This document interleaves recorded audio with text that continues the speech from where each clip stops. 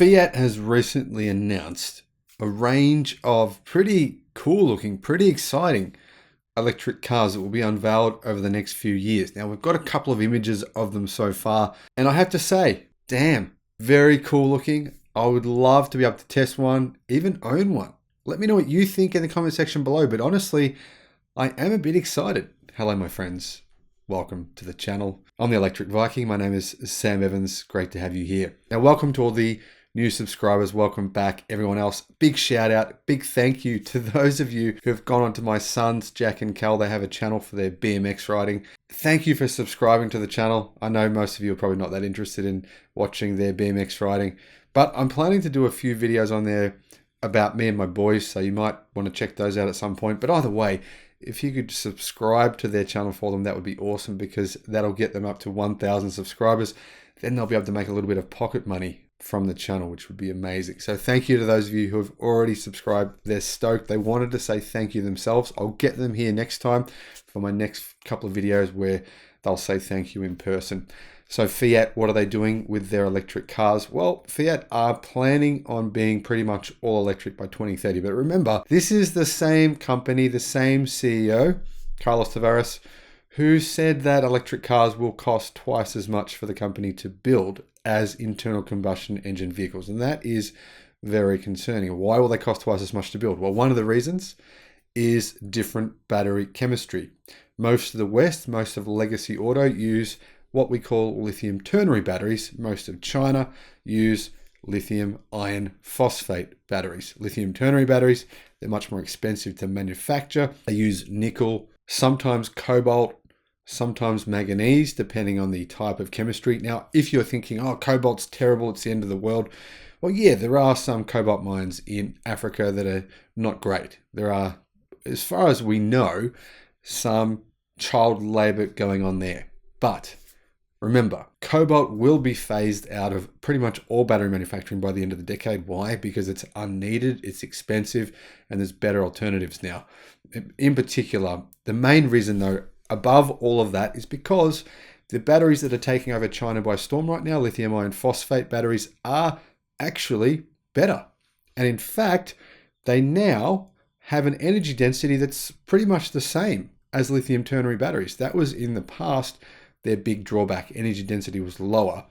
In the future, I think you'll find that Fiat will have no choice other than to build these electric cars with lithium iron phosphate batteries, because they're much cheaper, last a lot longer, and realistically, most customers will be aware of that fact and want them. So that is one key reason why Fiat's electric cars will probably be cheaper to manufacture than what Carlos Tavares right now realizes. Now, hopefully, this guy is massively overpaid. He makes, I think, more than any other CEO except for Elon Musk in terms of, Elon Musk doesn't make a salary really, but in terms of actual real world compensation, he makes more than anyone else in the industry, but he's constantly saying negative things about electric cars because he's scared. He's scared that he gets paid a lot of money. He may not be able to compete with a lot of these Chinese car companies that are coming to Europe. Fair enough. I understand where he's coming from. However, I think the message he's portraying about Stellantis' electric future is not one of confidence, it's one of fear.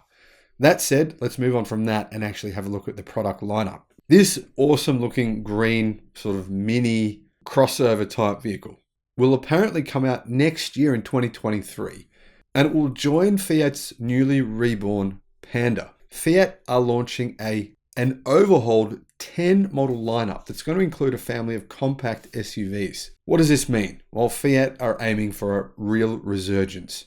They're biggest in more than a decade with their new Super Mini, this electric green machine here, which I've got to say looks pretty damn cool, followed by 3 new crossovers over the next 3 years. So that's good news. Ultimately, the Italian brand will have a lineup of 10 electric models, including 4 light commercial vehicles and 5 global cars. These will include the iconic and the strong-selling Fiat 500, which is their little mini car. They have a Fiat 500e right now, which I think is one of the coolest looking little electric cars, period, on the market. Plus, they'll have next year's B-segment car and 3 different crossovers. This new product assault, this new electric car assault, let's be frank, is coming after a decade of very little investment from former owner Fiat Chrysler Automobiles, or FCA. Under their new parent company Stellantis, Fiat now has the money needed to build a more comprehensive brand lineup. The designs of these 4 new models have already been signed off apparently. Brand boss Oliver Francois has confirmed, and at least 2 of the cars will be heavily influenced by the Centoventi concept of 2019. The first new Fiat, a rival to the Peugeot 208, Vauxhall Corsa, and the Renault Megane, is a Punto size, but it's not called the Punto. The Punto is kind of like a hatchback, similar in size to a Corolla. However, the Fiat Punto, thanks to low sales, was withdrawn from the global marketplace in 2018, after 25 years of being on sale and 3 different generations. Now, the best news here, this is the kind of news that makes me think, well, maybe this company has a chance of existing in 2030. They plan on being fully electric by 2027. That's a lot earlier than companies like Toyota, who say they're not going to go fully electric until maybe 2050. Honda, same story. How on earth will Honda and Toyota compete with a company like this, who's going to be fully electric in 2027? I mean, realistically, 2025 would be better, 2023 even better, but 2027 is still pretty damn good. And it shows you this company's commitment and awareness of the fact that that's what the market wants. They want electric cars, nothing else. Here's what Fiat's brand manager said. Fiat should be the people's Tesla, electric for all. Clearly, we need the cost of electrification to go down. By 2027, we will be ready, but possibly before. It will depend on cost.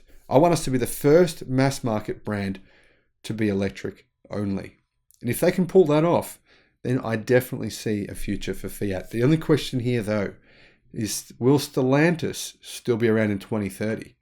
Or could this Fiat brand potentially be bought out by another company after Stellantis start to struggle? Now, who knows? I could be wrong, I could be right, but I think Stellantis will have a hard time simply because they appear to be, well, a bit wishy-washy about electrification. Fiat, on the other hand, different story. But I've got to say, I really love this quote.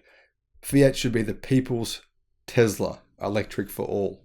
And hopefully Tesla can kind of do an about face and change where they're at right now. Right now, the truth is, I mean, really, most people can't afford a Tesla. Sure, yes, they do have hundreds of thousands of pre-orders, massive order logbook. I mean, if you want to buy a Tesla now in most countries worldwide, you've got to wait a minimum of 6 months for most models. That's crazy. But the reality is, not the average person can't really afford a $50,000 US car. That said, I still firmly believe that Tesla will have a rival for the Fiat people's Tesla electric car. I think that the Tesla Model 2 will come out by the end of next year in 2023 and provide an actual rival to Fiat in terms of a lower cost electric car. That's my prediction. But let me know in the comments section below, what do you think? Am I right? Am I wrong? Would you consider buying this funky looking Fiat electric car? Now, to give you an idea, the current Fiat 500e has a 117 horsepower motor and a 42 kilowatt hour battery. But because it's pretty small, that actually gives it a 200-mile range. Now, the car that I would personally want is the Fiat Panda Electric. Now, I think this looks pretty cool. I don't know about the two-tone color scheme. That looks a bit not really my thing. But really, this is a looking little electric car here. And you've probably already seen the hosts of Top Gear, or obviously they've moved on from Top Gear now to Amazon. But Jeremy Clarkson, James May, and Richard Hammond talk about their love for the Fiat Panda. Now, I wonder if this new version will be as cool as the old model. Personally, I think the fact that it's electric means it's going to be even better. Thanks for watching, and I'll see you again on the next one. Bye-bye.